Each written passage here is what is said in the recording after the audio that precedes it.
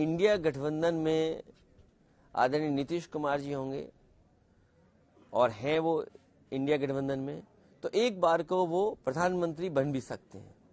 पूर्व में भी यही हुआ है कि कई जो रीजनल लीडर्स जिनको माना जाता था, जब संख्या आई और जब चुनाव हो गया तो सहमतियां भी बनी हैं।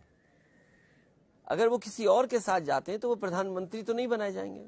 कम से कम इंडिया गठबंधन में हम सब लोग ऐसे हैं जो किसी न किसी को मौका मिलेगा, कोई ना कोई प्रधानमंत्री बन सकता है। बीजेपी से जब आप तुलना करेंगे तो बीजेपी के पास तो चॉइस नहीं है, कोई दूसरा तो नहीं बन सकता। उनका अपना प्रधानमंत्री है, उन्हीं के नाम पर वोट मांगा जाएगा।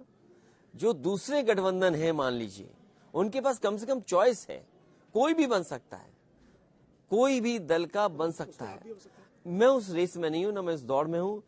समाजवादी पार्टी का लक्ष्य है कि भारतीय जनता पार्टी से मुकाबला किया जाए, और इसलिए जरूरी है प्रधानमंत्री का नाम, चाहे वो कांग्रेस की तरफ से आए, चाहे टीएमसी की तरफ से आए, चाहे जेडीयू की तरफ से आए, और दलों की तरफ से आए, तो यहाँ कम से कम गुंजाइश है, कोई बन सकता है।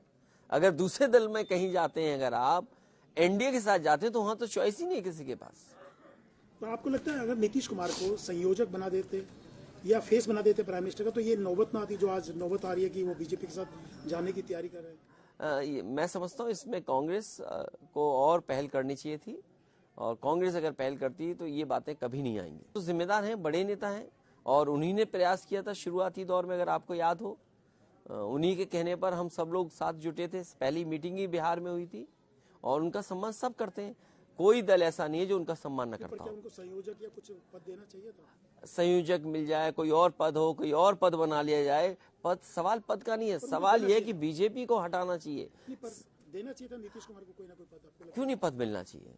और पद मिले ना मिले, लेकिन वो इतने बड़े नेता हैं कि वो पद से ऊपर हैं।